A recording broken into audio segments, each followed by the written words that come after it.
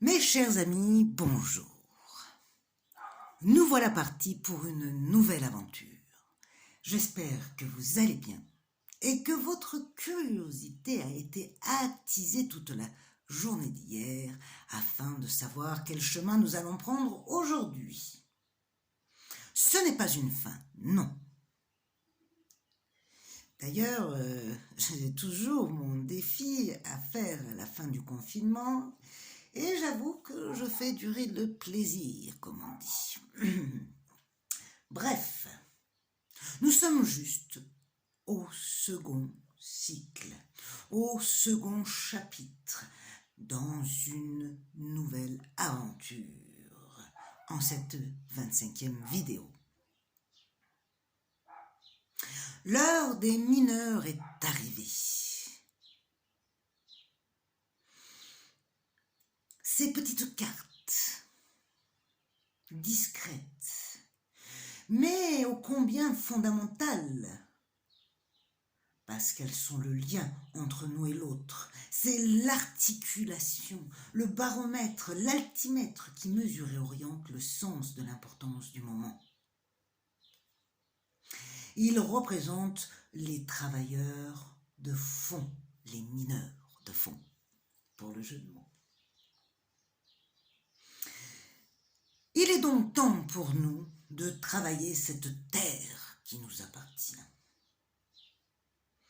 de la fouler, de la creuser, de la malaxer, afin de faire de cette terre meuble une terre noble, pour y poser notre caravane.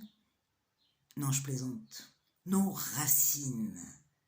Découvrir la profondeur et approfondir nos pensées. Mais pour le coup, je vous fais une petite historique du tarot de Marseille, des cartes, rapidement. Nous avons une invitée surprise sur la grenouille.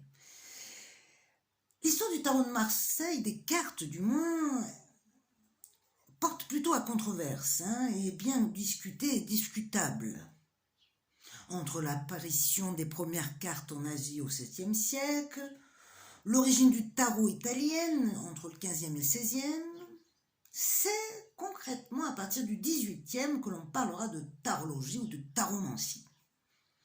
Ces représentations latines et colorées correspondent aux piques, cœurs, carreaux et trèfles dans la version française et aux cœurs, feuilles, glands et grelots dans la version allemande. Le jeu comporte 22 arcanes majeures et 4 familles de 14 cartes mineures, de l'as au roi, sans oublier le cavalier, forcément court Forest. Je blague. Ces familles représentent les bâtons qui sont plutôt associés à l'élément feu et qui résonnent dans tout ce qui est agir, n'est-ce pas? Puis nous avons les coupes en résonance avec l'élément eau et bien sûr l'émotionnel. Les épées qui sont associées à l'élément air et à la conscience, bien sûr, et en dernier, les deniers, la matière, la terre et bien sûr la réalisation. Vaste programme, n'est-ce pas? Nous allons utiliser ces cartes comme conseil du jour, comme l'influence, la tendance.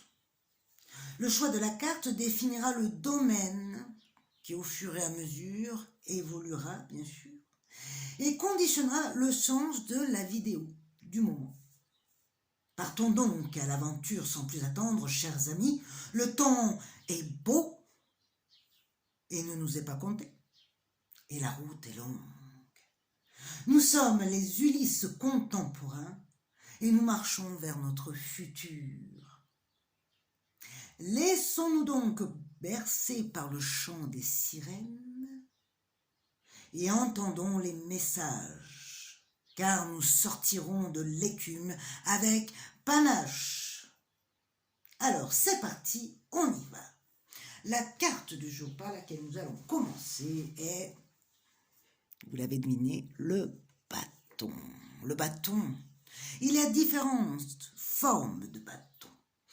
Mais, si nous observons celle-ci, elle représente une carte avec une main qui tient fermement un bâton. Elle donne une impression d'énergie vive, présente, affirmée. Sa position, la main qui tient son bâton, semble le tenir comme une arme. Et elle a la capacité de s'en servir à tout moment. L'as de bâton ou de carreau sont associés donc à l'élément feu, comme je disais, et représentent ce qui est innovant, qui produit, qui fabrique. Cette carte est sans doute la carte la plus porteuse de charge énergétique à devenir. Son symbole est phallique. Cette carte mineure contient en elle toute la vitalité et l'énergie humaine en pur potentiel.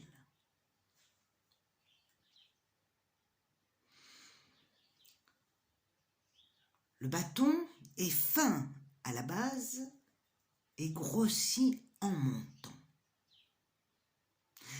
ce qui représente la force d'expansion. En observant toujours ce bâton, il comporte des ébauches de branches qui font penser à des ramifications possibles d'une idée, d'une action.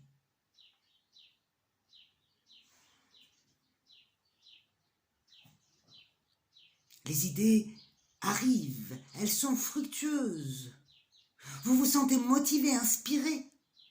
La voie s'ouvre et les choses deviennent logiques et source d'inspiration. Vous êtes face à de nouvelles opportunités qui vous appartient de saisir. Des opportunités qui vous permettront certainement de vous aligner à votre moi profond. L'as de bâton est pur potentiel en devenir, tout est possible. Voilà ce que symbolise cette carte. Mais encore faut-il choisir son bon bâton. Alors il vous encourage à écouter votre cœur, votre intuition, qui s'exprime depuis le plus profond de votre être. Le premier pas est toujours le plus difficile, comme le début de toute chose. Mais si vous êtes dans la bonne direction, que vous écoutez votre intuition, votre instinct, c'est la réalisation qui vous attend au bout du chemin. Mais pas forcément la réussite. Comme le battleur, il représente le commencement, l'énergie créatrice, le devenir, mais pas la suite. Tout dépend ensuite de vous et de vos efforts pour maximiser votre réalisation. À l'inverse, cette carte pourrait être interprétée comme un manque d'énergie, d'agir, que tout reste à l'intérieur sans être productif. Le bâton a deux extrémités, donc deux possibilités, le plus ou le moins.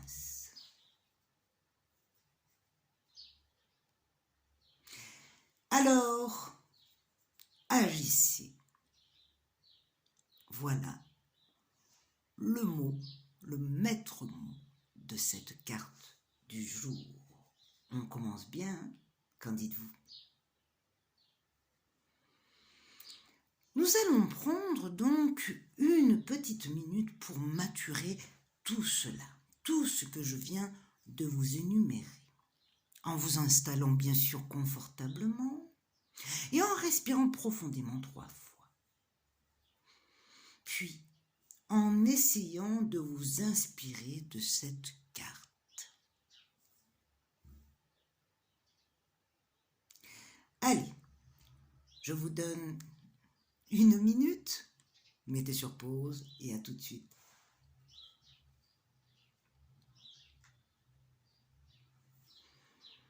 Alors, facile? Pas facile? Une méditation d'1 minute est plutôt une imprégnation du thème. Moi, je me suis sentie investie, forte de moi-même, comme si c'était ma main qui tenait le bâton, vous voyez?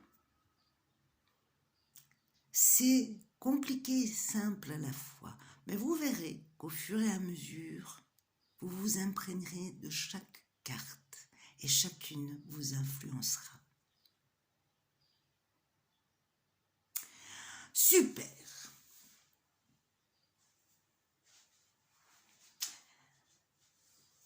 Le bâton, c'est un symbole qui représente beaucoup de choses, de l'allumette à la baguette. Il renvoie des sentiments, des impressions. Ce que j'ai pu noter moi-même, c'est la reliance entre les 2 extrémités, l'appui, parce qu'on peut s'appuyer sur nos acquis, l'aide, forcément, l'arme, l'ami, le mouvement, puisqu'on marche avec et que le bras bouge.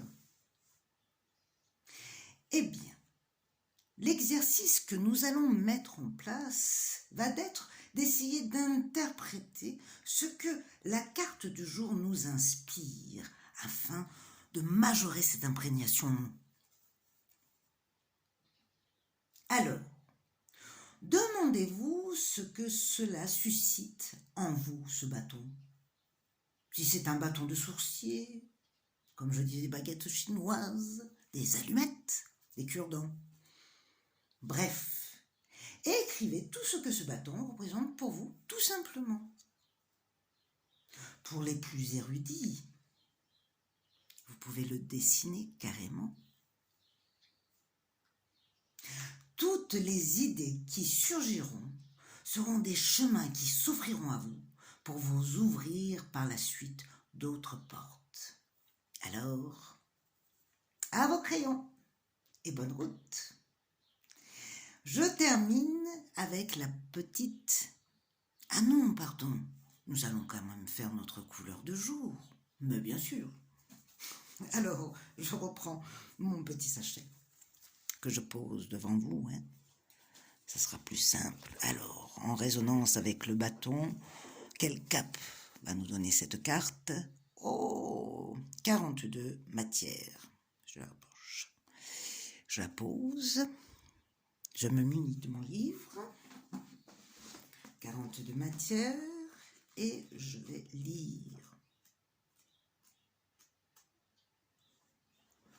Le vouloir. Très bien, ça commence bien.